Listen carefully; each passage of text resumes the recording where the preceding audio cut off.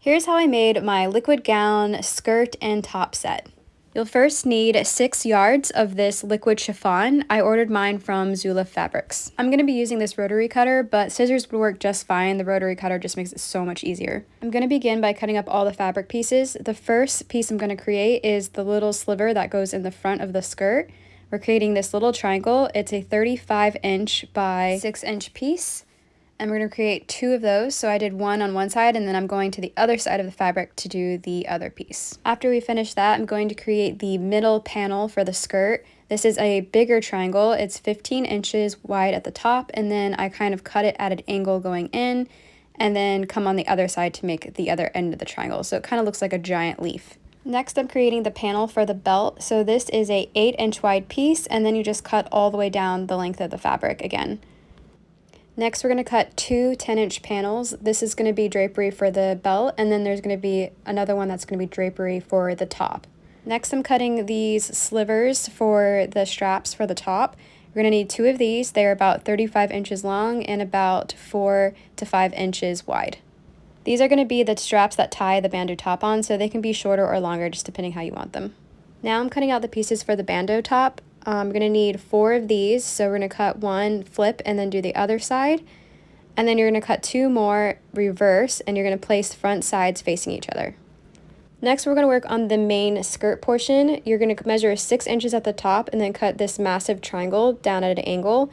And then you're going to flip the fabric to the other side and then do the same thing going back. You should be able to get about 5 panels out of the rest of the fabric. Next, you need the waistband for the skirt. I'm using this knit elastic. I just measured my waist and then cut a piece. You don't necessarily need a mannequin to create this dress, but it definitely helps a lot. So these are the 5 giant triangle panels that we made. This is going to create the skirt, and this is the middle triangle piece that we made for the middle panel and the 2 little triangles for the little side pieces. I used a basic Brother sewing machine, and that's pretty much all you'll need to make this dress. We're going to start the sewing with the hem that goes on the edges. This is called curly lettuce hem, and you use fishing line to create that curl pattern.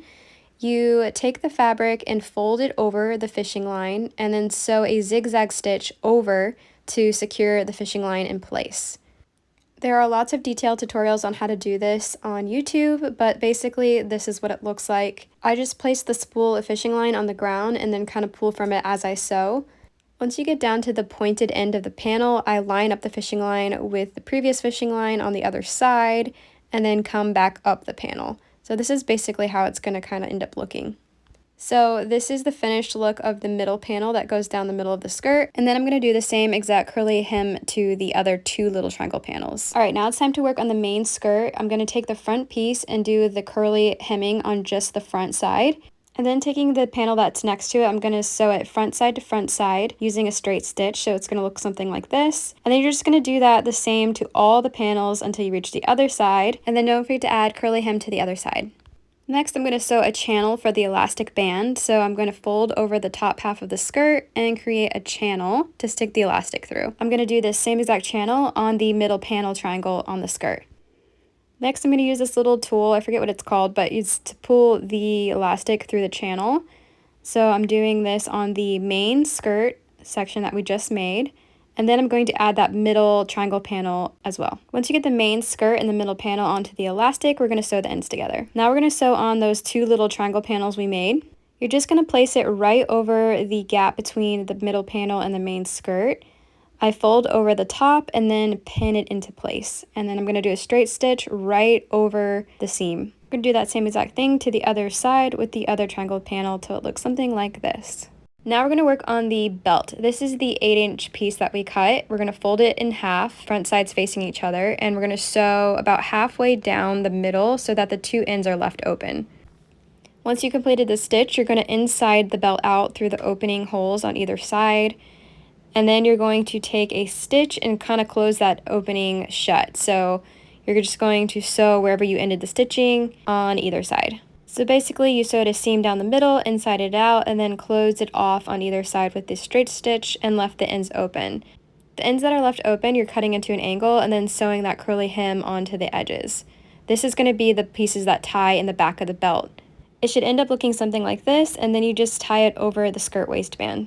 Now we're going to sew the drapery onto the front. So you're going to take your 10-inch panel and you're going to start draping. I'm using lots of pins to kind of see how I want it to lay. I'm being very careful to pin the drapery just to the belt because I'm going to take the belt off to sew the drapery in place. I just use a straight stitch to sew right over the pins that I pinned in to hold that kind of pretty ruching right where I want it. The ends that are left hanging, I'm going to cut into this pretty little leaf shape, and then I'm going to be adding that curly hem onto those pieces as well. It should end up looking something like this. Next, I'm creating a little fold effect in the front by putting a little stitch in the fabric, creating a ripple effect.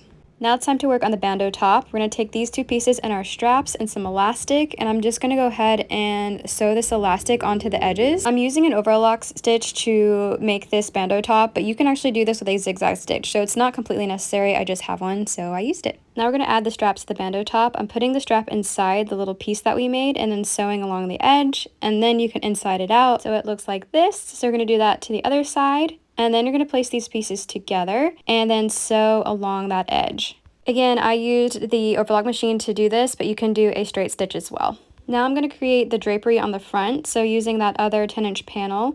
Basically the same thing that we did to the skirt, you're just going to pin on the drapery to the front of the bandeau top and then sew along that edge.